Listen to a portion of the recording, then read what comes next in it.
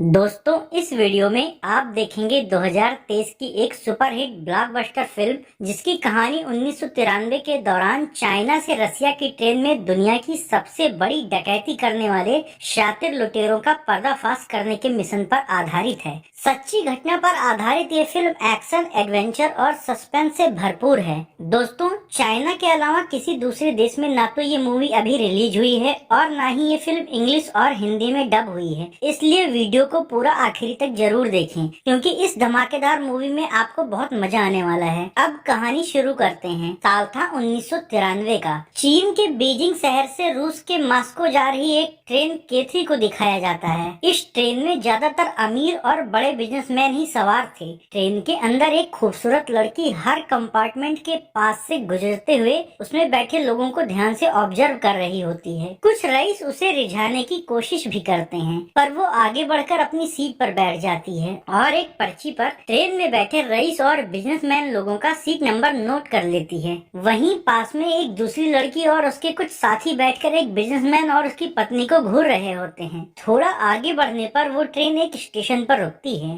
वहाँ 2-3 लोग उस डब्बे में चढ़ते हैं। उनमें से नीली जैकेट वाला एक आदमी उस लड़की से सीट नंबर लिखी हुई पर्ची ले लेता है। फिर वो आदमी, उसका साथी और ट्रेन में पहले से बैठे कुछ लोग बाथरूम में जाकर अपने कपड़े बदलकर मास्क पहन लेते हैं और ट्रेन में लूटपाट शुरू कर देते हैं। वो लोग विरोध करने वालों को बेरहमी से मारते जाते हैं। उन लुटेरों में से कुछ लोग दहशत फैलाने के लिए ट्रेन में फायर भी करते हैं और बाकी लुटेरे पर्ची पर लिखी सीट नंबर पर बैठे हुए लोगों को लूटते जाते हैं। ट्रेन में अफरा तफरी मच जाती है। कुछ लोग अपने कंपार्टमेंट का दरवाजा बंद कर खुद को बचाने की कोशिश भी करते हैं पर वो बेरहम लुटेरे दरवाजों को कुल्हाड़ी से काटकर उन तक पहुंच जाते हैं और न सिर्फ लोगों को लूटते हैं बल्कि उनमें से कुछ को मार भी डालते हैं। इस दौरान ट्रेन आगे बढ़ती जाती है। ट्रेन के अंदर बैठे कुछ अमीर लोग खिड़की से कूदकर भागने की कोशिश भी करते हैं पर वो लुटेरे चैन पुलिंग करके ट्रेन को रोक देते हैं और खिड़की से बाहर कूदकर भाग रहे उन 2 अमीर लोगों को पकड़ लेते हैं। फिर उनके पास से पैसे और बाकी सामान लूट लेते हैं। इधर लुटेरों का एक साथी ट्रेन चालक पर गन तानकर उसको आगे बढ़ने को कहता है। तब तक बाहर निकले वो लुटेरे वापस ट्रेन में चढ़ जाते हैं और ट्रेन के अंदर बैठे एक बड़े बिजनेसमैन के केबिन का दरवाजा तोड़कर उसके अंदर घुस जाते हैं।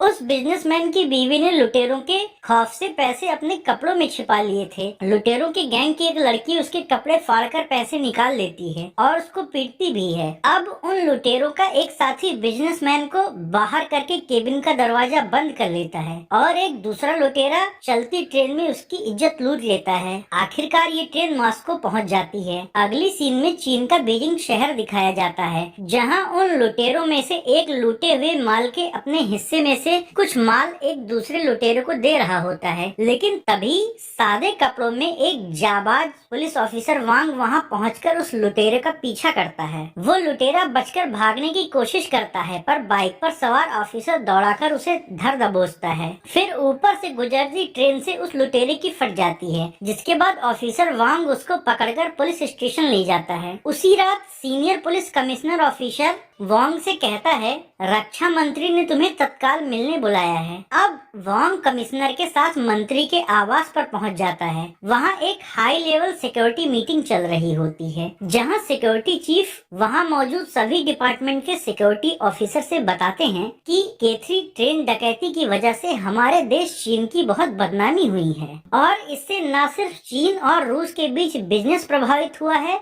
बल्कि रूस के साथ रिश्ते भी खराब हुए हैं। इसलिए गवर्नमेंट इन लुटेरों को पकड़ने और इनके मास्टरमाइंड का पता लगाने के लिए एक स्पेशल टास्क फोर्स का गठन कर रही है जिसमें गवर्नमेंट के हर सिक्योरिटी डिपार्टमेंट से एक ऑफिसर होगा और इसकी कमान ऑफिसर वांग के हाथ में होगी।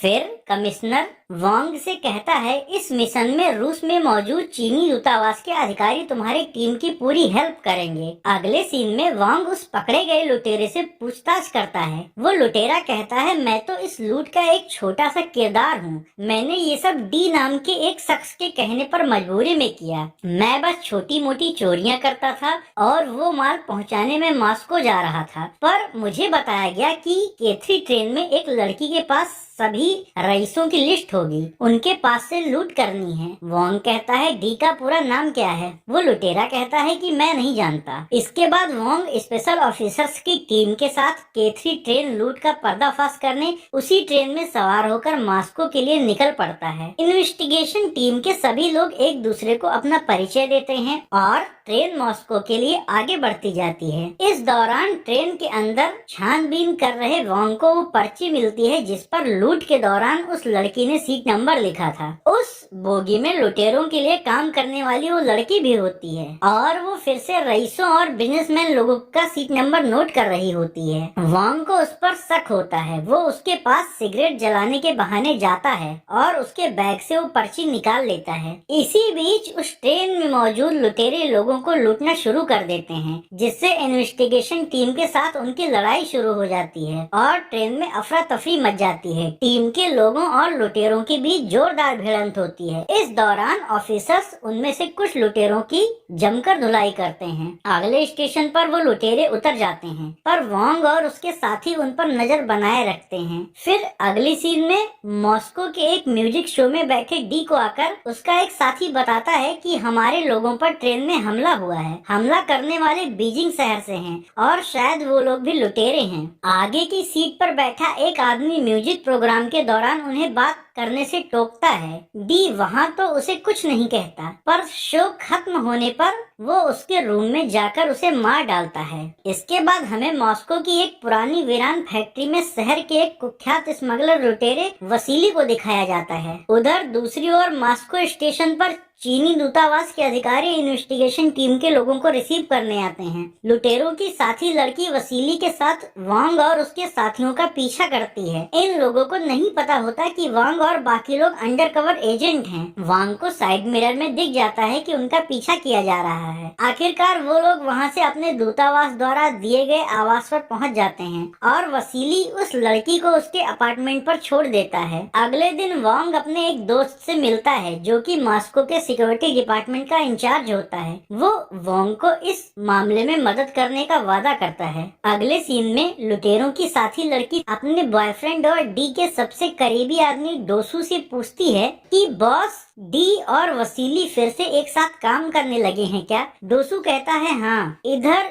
डी अपनी गर्लफ्रेंड के भाई के बर्थडे पर उससे मिलने उस कैसीनो में जाता है जहां उसकी गर्लफ्रेंड का भाई सिक्योरिटी गार्ड का काम करता है। वो डी को बताता है कि इस कैसीनो के नीचे मॉस्को का सीवर सेंटर है। यहाँ के कंट्रोल रूम से पूरे शहर में जाने वाले नदी के पानी की सप्लाई जुड़ी है। इन्हीं सीवर के जरिए हर महीने कैसीनो की करोड़ों की कमाई बाहर भेजी जाती है। इधर वोंग एक लुटेरे की फोटो लेकर उसकी तलाश में निकलता है। वहीं दूसरी ओर डोसू की अपने लुटेरे गैंग की एक लड़की से कहा सुनी हो जाती है और डोसू गुस्से में उसका गला काटकर मार डालता है। ये देखकर उस लड़की का साथी लुटेरा वहाँ से भागने लगता है और डी और डोसू उसको पकड़ने के लिए उसका पीछा करते हैं। दूसरी ओर वोंग उस बिजनेसमैन की वाइफ के पास पहुंचता है जिसके साथ ट्रेन में रेप हुआ था और वो उसको लुटेरों की फोटो दिखाकर उन्हें पहचानने को कहता है। वो कहती है उनमें से ज्यादातर लोगों ने मास्क पहना हुआ था इसलिए मैं उनको नहीं पहचान सकती, पर उनमें से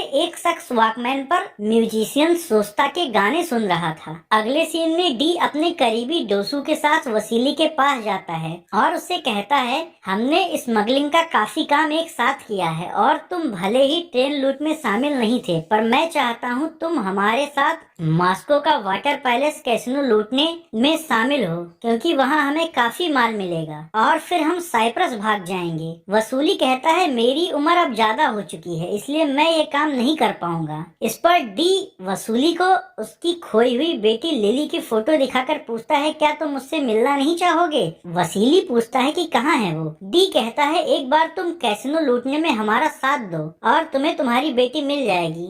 मजबूरी में वसीली डी के एक आदमी के साथ कैसीनो के नीचे बने सीवर सिस्टम में जाता है और वहाँ पानी की सप्लाई वाले पाइप में ड्रिल करने लगता है। अगले सीन में डी अपने लिए काम करने वाले एक किलर को अपने भागे हुए साथी लुटेरे की फोटो देकर उसको मारने को कहता है। वो किलर डी को वोंग की फोटो दिखाकर कहता है सतर्क रहना, ये बीजिंग वाला आदमी तुम्हें यहाँ मॉस्को में ढूंढ रहा है। उधर डी के गैंग से जुड़ा वो भागा हुआ लुटेरा अपने साथी लड़की की हत्या की वजह से से डरा हुआ होता है, इसलिए वो वसूली के जरिए एक नकली पासपोर्ट बनाने वाले ऑफिसर को घूस देकर अपने लिए जापान या कोरिया का पासपोर्ट बनाने को कहता है। फिर जब वो उस बिल्डिंग की सीढ़ियों से उतर रहा होता है तो डी का भेजा हुआ किलर उसको मारने के लिए उस पर ताबड़तोड़ गोलियां चलाता है और वो लुटेरा बचकर भागता है। इस दौरान वो वोंग की गाड़ी के सामने आ जाता है। वोंग की टीम के लोग उसको अपनी गाड़ी में बिठाकर वहाँ से ले जाते हैं, पर किलर अपनी गाड़ी से उस गाड़ी का पीछा करता है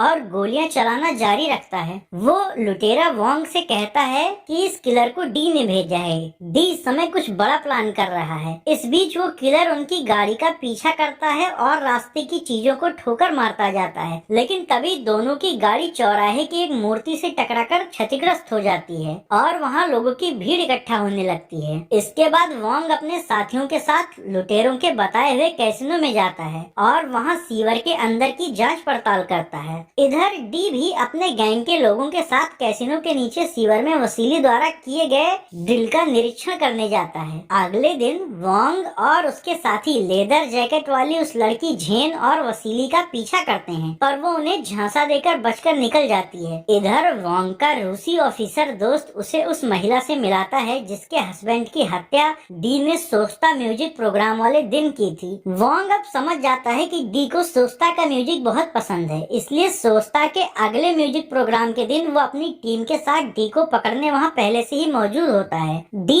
अपने गर्लफ्रेंड के साथ वहाँ जाता है, पर वो नकली मूछ लगाकर अपना रूप बदल लेता है। जब तक वोंग को उसका पता चल पाता है तब तक वो वहाँ से बचकर निकल जाता है। अगली रात डी अपने सबसे करीबी साथी डोसू के अपार्टमेंट पर जाता है। वहाँ डोसू की गर्लफ्रेंड झेन होती है। डी उससे कहता है डोसू को छोड़ दो ताकि उसका ध्यान तुम पर कम और धंधे पर ज्यादा हो, पर जब वो ऐसा करने से मना कर देती है तो डी पहले उसको पीटता है और फिर उसकी इज्जत लूट लेता है। कुछ देर बाद जब डोसू वहाँ आता है तो डी वहाँ बैठा होता है और सहमी हुई झेन बेड पर बैठी हुई होती है। डोसू गुस्से में डी पर गन तान कर पूछता है कि आखिर तुमने ऐसा क्यों किया, जबकि तुम्हारा सबसे खास आदमी मैं ही हूँ। डी उसको पीटता है और कहता है इस लड़की की वजह से तुम्हारा काम पर ध्यान कम था, इसलिए मैंने ऐसा किया। अगर तुम्हें बहुत पैसा कमाना है तो जैसा मैं कहूँगा वैसा ही करना होगा। डोसू कहता है ठीक है। अब डोसू को डी की तरफ होता देख झेन वहाँ से भाग जाती है और मॉस्को के पुलिस स्टेशन में जाकर रूसी अधिकारी और वोंग से कहती है कि केथरी ट्रेन डकैती में मैं भी शामिल थी। मैंने ही लिस्ट वाली पर्ची बनाई थी। मैं डी के लिए काम करती हूँ और आज रात 2 बजे वो कैसीनो का कैश लूटकर रूस छोड़ देगा। उधर वसीली डी के साथियों के साथ कैसीनो के नीचे सीवर में कैसीनो कर्मचारियों से कैश लूटकर भागने के लिए पहले ही वहां पहुंच चुका होता है। झेन की जानकारी के आधार पर वोंग अपनी टीम और रशियन सिक्योरिटी ऑफिसर के साथ कैसीनो के नीचे के सीवर में पहुंच जाता है, पर डी को इस बात की भनक लग जाती है। इधर कैसीनो के कर्मचारी कैश बॉक्स सीवर के पानी के जरिए बाहर भेज देते हैं। कुछ दूर बहने के बाद उस कैश बॉक्स को बाहर पहुंचाने के लिए कैसीनो के ही दूसरे कर्मचारी एक बोट पर कैश बॉक्स को रख लेते हैं, लेकिन तभी घात लगाकर बैठे डी गैंग के लोग उन्हें गोली मारकर वो कैश बॉक्स छीन लेते हैं। इधर सीवर के अंदर वोंग डी का पीछा करता है, पर डी बाइक लेकर सीवर की सुरंग के जरिए वहाँ से भाग जाता है। दूसरी ओर लूटे हुए कैश को एक बैग में भरकर वसीली और डी के बाकी साथी बाइक लेकर सीवर के अंदर बनी सुरंग के जरिए वहाँ से भागते हैं और इन्हें रोकने की कोशिश कर रहे वोंग और उनके टीम के लोगों पर ये लोग अपनी बाइक से हमला भी करते हैं। इस दौरान दोनों ओर से गोलियां भी चलती हैं। बाइक से गिरा डी का एक साथी वोंग और उसके साथी की ओर ग्रेनेड फेंककर अपने साथी के साथ बाइक से फिर से भाग निकलता है, लेकिन तभी उधर से भाग रहे डी गैंग के बाकी बाइकर्स को वोंग हमला करके गिरा देता है। उनमें से एक वोंग पर गोली चलाता है तो वोंग उसको पानी में पटक देता है, लेकिन वो वोंग से भिड़कर कैश का बैग लेकर फिर से भागने लगता है। उसे पकड़ने के लिए वोंग भी एक बाइक लेकर उसके पीछे जाता है और भागते हुए उस लुटेरे के पीठ पर टंगे कैश से भरे बैग को खींचकर फाड़ देता है, पर इस दौरान वोंग बाइक से नीचे गिर जाता है और वो लुटेरा फिर से फायर करके बाइक लेकर वहाँ से भाग जाता है। उधर डी वहाँ से भागकर किलर के अड्डे पर पहुँचता है। वो डोसू से कहता है झेन ने ही सारी जानकारी पुलिस को दी है। अगले सीन में वोंग का अपार्टमेंट दिखाया जाता है, जहाँ जैसे ही उसकी टीम का एक मेंबर ओवन खोलता है वहाँ जोर का बॉम्ब ब्लास्ट होता है। वो बॉम्ब किलर ने ही डी के कहने पर वहाँ लगाया था। इस हमले में वोंग का एक साथी घायल हो जाता है। खतरा देखकर वांग और उसके बाकी साथी मॉस्को में चीन के दूतावास में शिफ्ट हो जाते हैं। इन्वेस्टिगेशन टीम का एक मेंबर वांग को बताता है कि वसूली एक अपराधी है, अगर उसको पकड़ा जाए तो शायद हमें काफी कुछ पता चल सकता है। अगले दिन वसीली डी से पूछता है, बताओ अब मेरी बेटी कहाँ है? डी कहता है, हम कैसीनो लूटने में नाकाम रहे, पर मेरे पास एक पुराना जेट है, अगर तुम उसको बिकवा दो तो जैसे ही हमारे पास पैसे आ जाएंगे मैं तुम्हें तुम्हारी बेटी का एड्रेस बता दूंगा। उधर हॉस्पिटल में भर्ती जेन वांग से कहती है वसूली ट्रेन डकैती में शामिल नहीं था, वो सिर्फ डी से अपनी बेटी की जानकारी लेने के लिए मजबूरी में उसके लिए काम कर रहा है। इधर वसीली डी के पुराने जेट के लिए एक खरीदार से डील तय करके जब अपने अपार्टमेंट पर आता है तो वहाँ रूस के सिक्योरिटी डिपार्टमेंट के लोग और वांग उससे पूछताछ करते हैं। वांग उसके घर में लगी एक पेंटिंग के पीछे से उसका नया पासपोर्ट निकालता है जिस पर उसका कुछ और ही नाम लिखा होता है। वांग कहता है, तुम नए नाम से भागने की तैयारी में हो क्या? अपनी बेटी से मिलने पर भी उससे ऐसे ही झूठ बोलोगे? ये सुनकर वसीली चौंक जाता है। वांग कहता है, झेन ने हमें पहले ही अपना बयान दे दिया है, डी ने उसके साथ बलात्कार किया और झेन ने ही मुझे बताया कि तुम ट्रेन डकैती में शामिल नहीं थे। उधर डोसू डॉक्टर के ड्रेस में हॉस्पिटल में जाकर अपनी गर्लफ्रेंड झेन को मार डालता है। जब तक वसीली और वांग के लोग हॉस्पिटल पहुंचते हैं तब तक झेन मर चुकी होती है। ये देखकर वसीली बहुत दुखी होता है क्योंकि झेन पहले उसकी गर्लफ्रेंड थी और वो उसको अब भी प्यार करता था। इस वजह से वसीली अब वांग की मदद करके डी को पकड़वाने के लिए तैयार हो जाता है। अगले सीन में एक पुरानी फैक्ट्री में डी अपने गैंग के लोगों के साथ वसीली द्वारा बुलाए गए जेट के खरीदारों से मिलता है। वांग भी अपनी टीम और रशियन सिक्योरिटी गार्ड्स के साथ वहाँ छिपा हुआ होता है। तब तक वो किलर डी का वो जेट लेकर वहाँ पहुँच जाता है। फिर खरीदार जेट खरीदने के लिए पैसों से भरा सूटकेस वसीली को देता है, लेकिन तभी खरीदार का साथी डी को पहचान लेता है और कहता है, इसी ने मुझे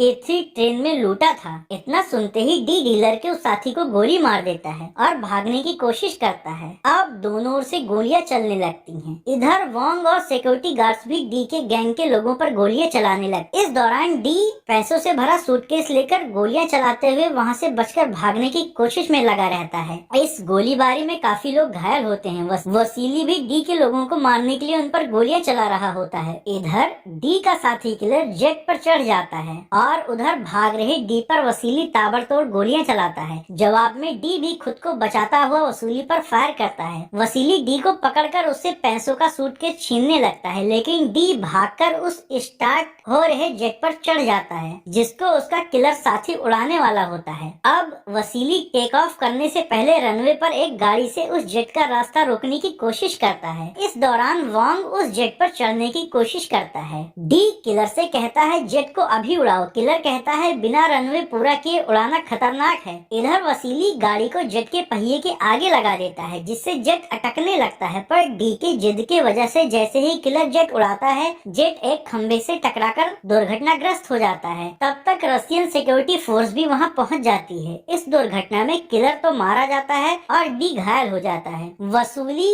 डी से पैसे का सूटकेस लेकर वहां से भाग जाता है। इसके बाद वांग डी को पुलिस स्टेशन ले जाता है। इधर वसीली जब सूटकेस के अंदर रखे नोटों को चेक करता है तो उनमें से ज्यादातर नकली होते हैं और उसके अंदर एक लिफाफा होता है जिस पर लिखा होता है कि अगर बेटी से मिलना चाहते हो तो पुलिस स्टेशन आ जाओ। वसीली पुलिस स्टेशन वांग के पास जाता है तो वांग कहता है, मैं जानता था तुम भागने की कोशिश करोगे इसलिए मैंने ऐसा किया, पर तुम्हारी बेटी चीन में है इसलिए तुम हमारे साथ चीन चलो, वहाँ तुम उससे मिल सकते हो। इसके बाद वांग और उसकी टीम डी और उसके गैंग के पकड़े गए लोगों को लेकर ट्रेन से चीन के लिए निकल पड़ते हैं। वसीली भी अपनी बेटी से मिलने उनके साथ जाता है। ट्रेन में डी वसीली को धमकी देते हुए कहता है, मुझे धोखा देने के लिए मैं तुम्हें जिंदा नहीं छोड़ूंगा। इधर ट्रेन बीजिंग के लिए आगे बढ़ती जाती है और उधर डी का साथी डोसू और डी की गर्लफ्रेंड चीन और रूस में फैले डी के नेटवर्क के सारे लोगों को इकट्ठा करके ट्रेन पर हमला करके डी को छुड़ाने की प्लानिंग करते हैं। चाइना के बॉर्डर पर पहुंचने से पहले ही वो ट्रेन चेसिस बदलने के लिए एक स्टेशन पर 2 घंटे के लिए रुकती है।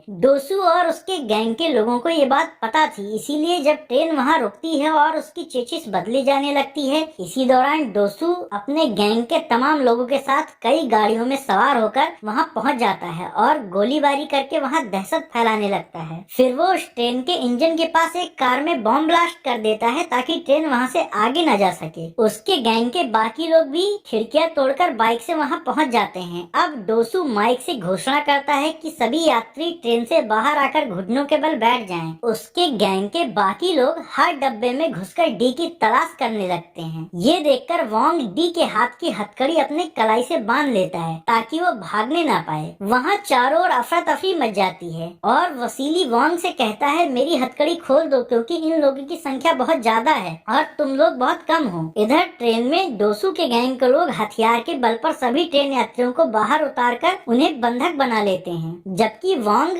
डी को लेकर ट्रेन के छत पर लेट जाता है। अब डोसू फिर से माइक पर कहता है, डी को लेकर तुम लोग जहाँ भी छिपे हो बाहर आ जाओ, वरना मैं इन बंधकों को एक एक करके मार डालूंगा। फिर जैसे ही डी की गर्लफ्रेंड उनमें से एक पर गोली चलाने ही वाली होती है, उन बंधकों के बीच छिपे वोंग की टीम का एक ऑफिसर उसकी गन छीनकर उसके ही लोगों पर फायर करने लगता है। तब तक वोंग के बाकी साथी भी डी गैंग के लोगों से भिड़ जाते हैं। इधर वोंग हथकड़ी लगे डी के साथ नीचे कूदकर उसके लोगों पर गोलियां चलाने लगता है। अब खुद को छुड़ाने के लिए डी भी वोंग से लड़ने लगता है। उधर वसीली और डूसू एक दूसरे पर गोलियां चलाते हैं। फिर वसीली डूसू के पास पहुंचकर उस पर ताबड़तोड़ हमले करता है और बंदूक से उसका गला दबाने लगता है। इधर वोंग और डी आपस में भिड़े हुए होते हैं। इस दौरान वोंग डी के गर्लफ्रेंड को गोली मार देता है। दूसरी ओर डोसू खुद को छुड़ाकर वसीली को मारने की कोशिश करता है और अपनी बंदूक वसीली के कनपट्टी पर लगा देता है। ये देखकर वोंग भी डी की कनपट्टी पर गन तान देता है और डूसू से वसीली को छोड़ने को कहता है, पर डूसू पहले डी को छोड़ने को कहता है। इसी बहस के बीच डूसू की गन चल जाती है और गोली वसीली की आंखों को घायल करके चली जाती है। ये देखकर वोंग डूसू को गोली मार देता है।